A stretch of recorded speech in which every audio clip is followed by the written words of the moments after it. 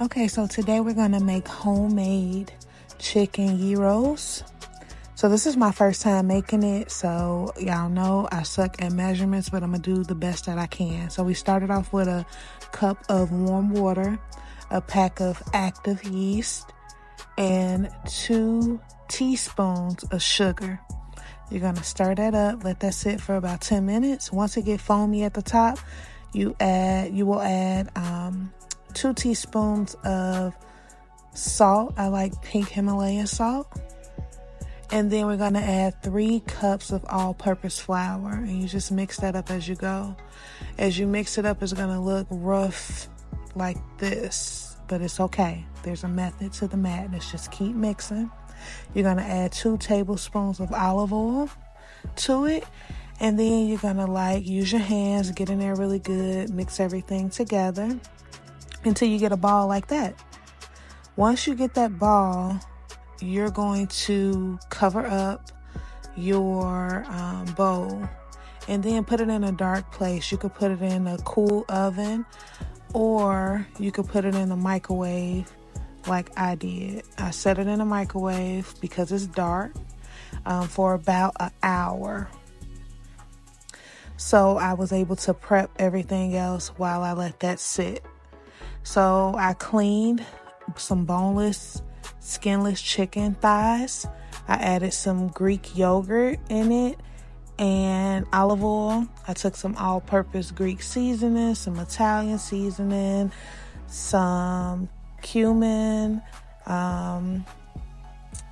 black pepper. What else I did? Oh, paprika. I mixed that up a little bit, added some lemon zest and then lemon juice to it. Then I mixed that up. Now, you want to do this like a day before, but nothing less than 30 minutes. I only let it marinate for about, in the refrigerator.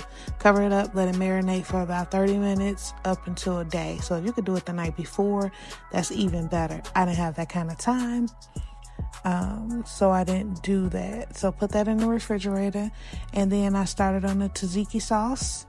So I shredded up some, like a half a cucumber, not even a full half. And then I kind of squeezed out all the water in the paper towel, added it to the bowl, added more Greek yogurt, and then I seasoned it up really well. I added minced garlic. Now, I didn't have any fresh garlic on hand, but I prefer you use fresh garlic because it's just more potent. I like it better. Then you want to add some dill. You want to add a little bit of red wine vinegar. That's the only type of vinegar you add, red wine vinegar. Add some olive oil, salt, and pepper to your liking.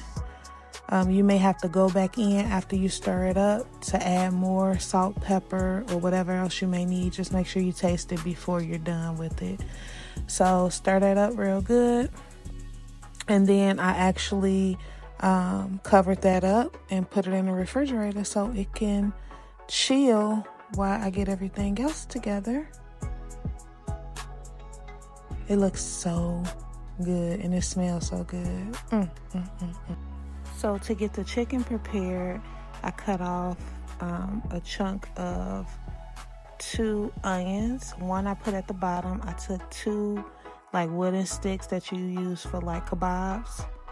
And then I stuck it in the bottom one, and then I just racked the chicken.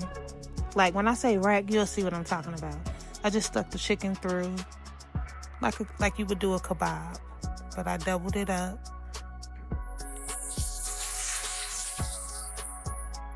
It looks so good. Like you could tell it's gonna be bomb. I think I'm a little Betty Crocker or something here. Okay, so then you add that other chunk from the other onion on top. Push it down. And look, this thing gonna fall a couple of times. Just pick it up. Just pick it up. That's all you gotta do. No big deal. Pick it up.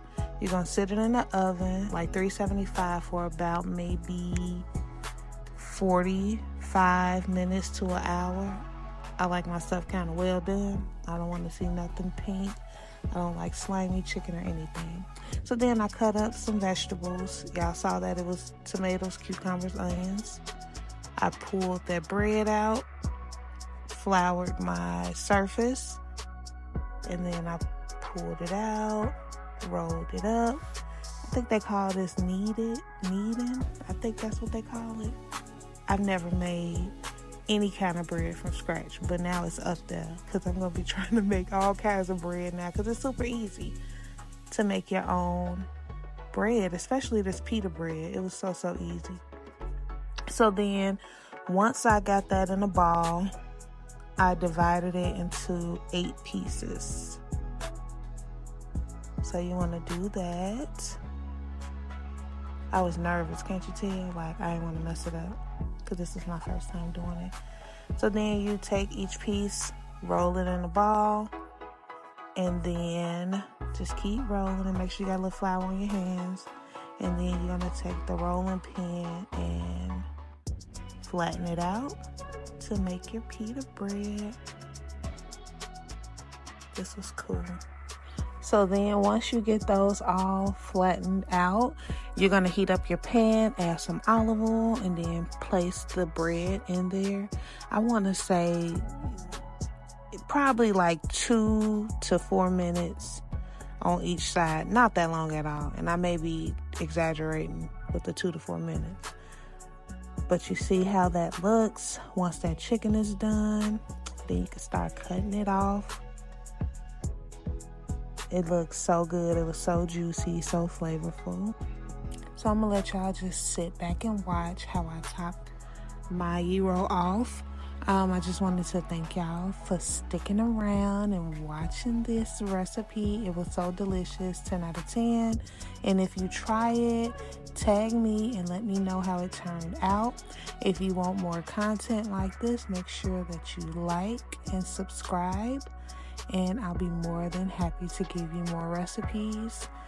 And thanks again for watching All Things MD. Talk soon. Bye.